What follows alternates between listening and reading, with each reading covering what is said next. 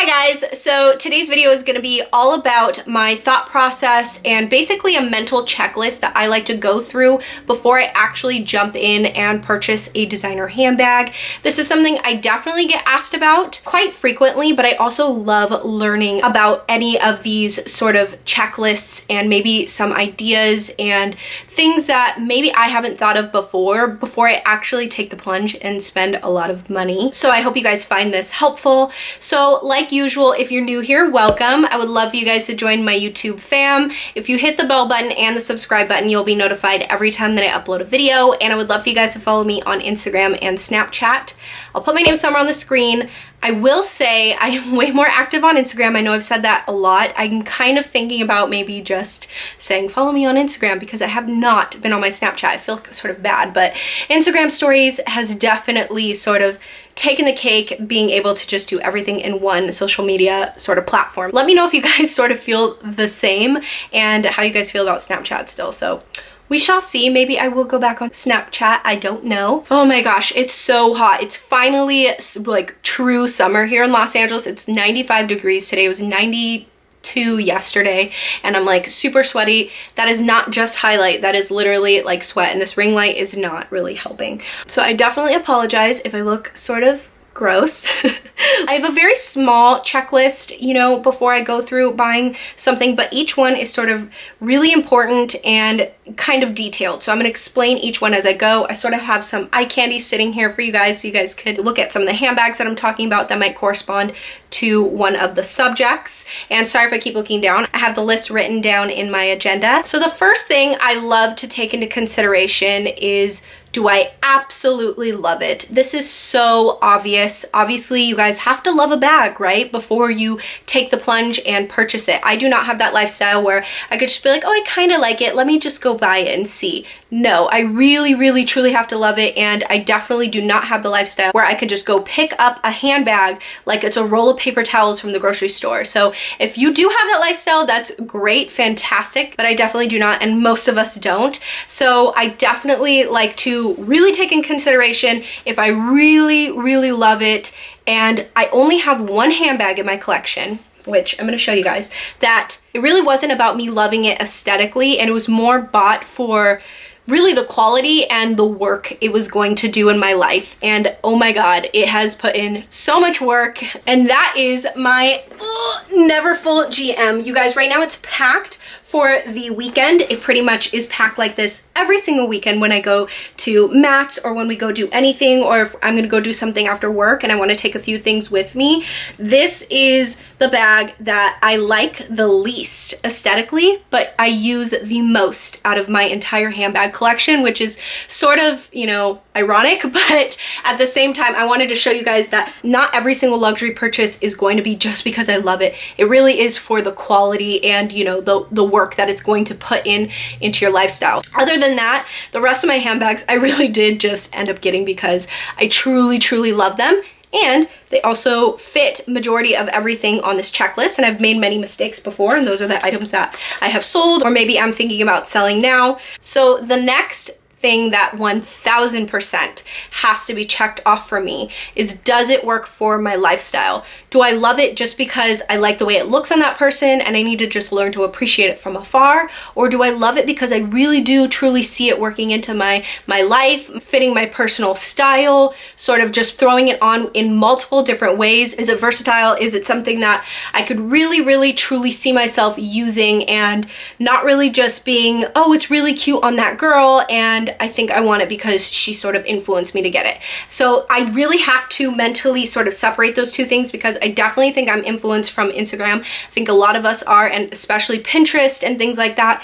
We see someone that dresses super cute, or you appreciate their style and you're like, oh my god, I love that bag. So if it is something that I truly love on that person, I definitely have to take into consideration, does it work for my lifestyle? And the rest of the checklist has to apply to it. So definitely fitting in my lifestyle is a huge thing that I really need to take into into consideration. So the next thing is something I like to do if it's a certain style that I am not familiar with, have never owned before, maybe it's a certain color I want to test out in my lifestyle, and that is buying a dupe, something that is similar. So if you've never had a flat bag before, something with like a flap function, definitely buy something from the high street and just test out if that's something that might annoy you, or something with a drawstring, maybe a bucket bag. All those things I highly recommend buying a dupe for, because that's actually function, and that's something you really want to take into consideration, because even though you might think it will work into your lifestyle, maybe the function of it doesn't, or maybe it's a certain color that you won't ever pick up. So the first bag I want to show you guys that is a dupe for something that I really want and I'm on the hunt for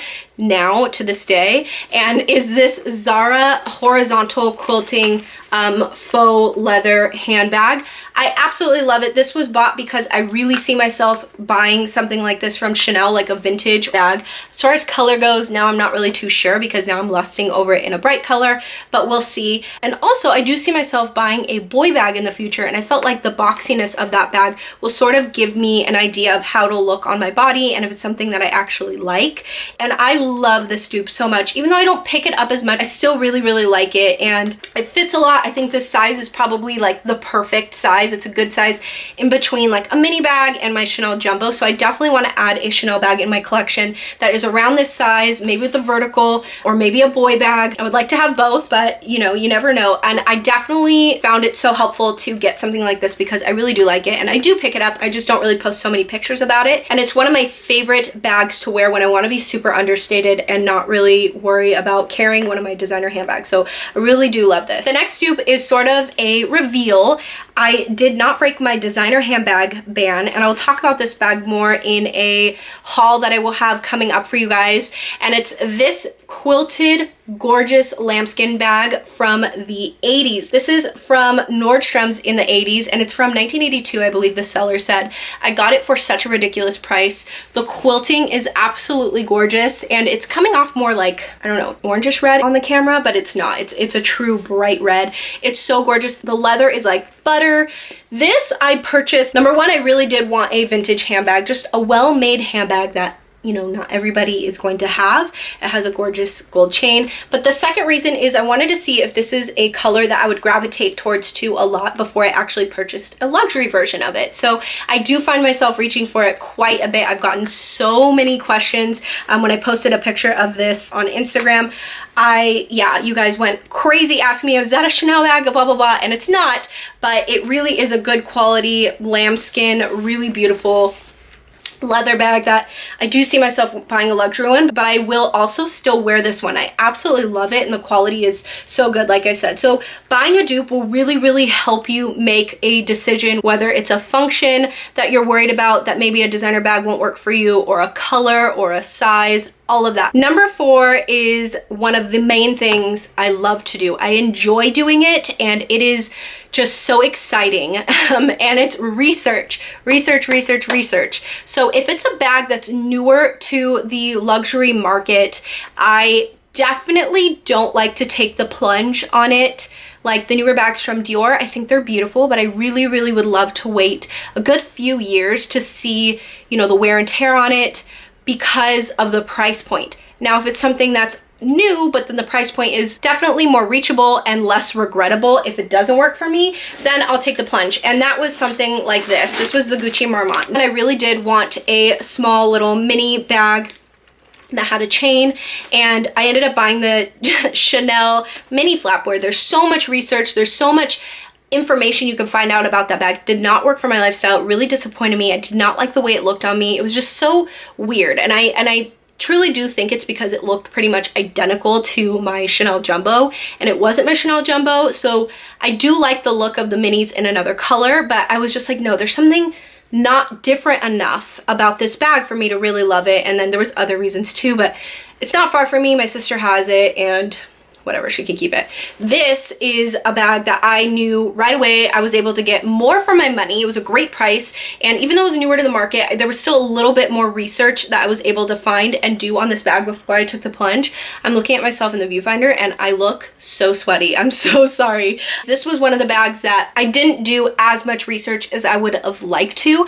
I did so much research on the Chanel mini. So even though I did all that research, it didn't work out for me, but Like I said, if it's a newer bag to the market, and it sort of depends on the price point, if I'll take the plunge before I do so much research. Like Dior bag that I'm absolutely lusting over is not the one that looks like the boy bag, the other one with the top handle. Is that the Dior Rever? I think it's the Dior Rever. I really want to wait and see what the wear and tear, what it's like on those bags. I actually have clients that have told me pretty bad things about it, so but I'm kind of forgiving on it because it is such a newer bag to the market that maybe they will tweak it within the next couple years and fix those problems. So I still love it so much, but I don't know if that's something that I will continue loving in 3 or 4 years time once that there is reviews out on it. Maybe I'll hear good things about it and it'll be something that, you know, the wear and tear on it's great and all of that and all the problems are fixed, but maybe I won't want it by then. So there's certain price points that I definitely have to take into consideration with research. If it's something that has been out for a really long time and I didn't consider it until maybe now, I like to sit on it for at least 4 to 5 months. And that's with a high price point or not, because I really want to make sure that it's something that I won't ever get sick of, or just, you know, maybe it was just like a quick phase that I went through because I actually did like it on somebody and then I was like, wait a minute, I just like it from afar and I don't need it. You know what I mean? So research is super, super, super important. So now that I'm ready to purchase my bag, I absolutely love it. I've gotten a dupe that is a similar style. I know it can fit into my lifestyle, all of those things. I've done my research and I'm ready to buy it. The next thing I love to do is checking the Preloved Market. If I can save a handful of money, why wouldn't I? I'm a huge, huge advocate for the Preloved Market, especially if it is a vintage Chanel bag or something that's vintage. You can no longer get it, you know, just walking into the store or whatever it is. But even if it is something that is available in store, I really like to check the Preloved Market. Now, if it's just a matter of saving $50, even like $200, maybe I'll end up buying it brand new. It really, really just depends on the situation. But checking the Preloved Market is a huge deal for me. Now, there was a Balenciaga bag, you guys have heard me talk about it before, in my least used luxury items. And after that video, what I think is so funny is now I actually pick it up and I've been using it. This is like the 4th time in 3 weeks, so I really have been loving it. And it's this Balenciaga City mini bag, and even though the strings still annoy me tremendously, I still would like to get this in the giant hardware version. I love this bag. I got it for such a good price. This is something I wouldn't have been able to pick up in store because this is a rare color. Now, if I just wanted this in black, I would have still bought it on the Preloved Market, even though it's available in store, because the resale value of this is really low. But this is a Preloved baby that I really love, and even though it annoys me, I still have to remember, like, I got it for a really good price and it's special because you don't see everyone with this color. So Preloved is definitely a way to go if you want to save some money, you can no longer get it in the store, and just want to save some money. Why wouldn't you want to save money? So last but not least is definitely not a deal breaker for me, because if I absolutely love the bag and I know it's something that I'm going to keep forever and it's going to work in my lifestyle, then I don't really care too much, but I still like to know it's there and have knowledge on what it is, and that's resale value. And the one handbag that I have in my collection that has the highest resale value is obviously my most expensive handbag, and that's my Chanel Jumbo single flap. This one is, you know, maybe more special to some other people. It doesn't really matter to me, but this is the last year that they made the bags with the actual real gold plating. To me, it really doesn't make a difference, but some people it's like a big deal to get bags from that time period. But resale value to me is definitely something I would want to take into consideration at a very high price point. And more than likely, you know, those bags do come from Chanel and Hermes, so they will already have a high resale value. You'll sort of just know that. And classic bags for sure have the highest resale value in terms of bags, especially from those fashion houses. I feel like Louis Vuitton, Chanel, and Hermes are the 3 mother, you know, fashion houses. So the resale value for those bags and items from those brands usually have a really good resale value. You definitely have to take into consideration the condition of the the bag and all of that. But like I said, it's not the most important thing to me. That's why it's the last one on the list, because if I really did truly love a bag, I don't think I would care as much as the rest of the things on the list. But if I know I really want something that has a really low resale value, I'm gonna buy it on the Preloved Market because it's gonna be way more affordable than it would be in the store, and I won't lose so much money if I decide to sell it in the future. I could probably just get my money back, or even maybe a little bit less. So like the Balenciaga City Mini, I got a really good price on it. If I ever do sell it,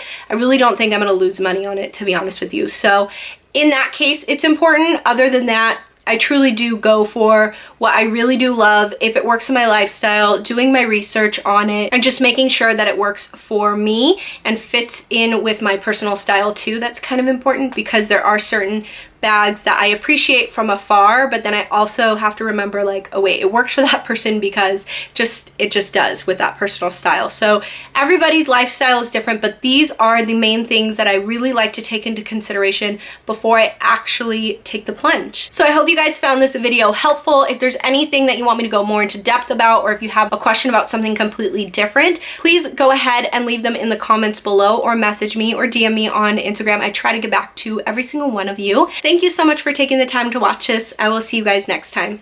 Bye!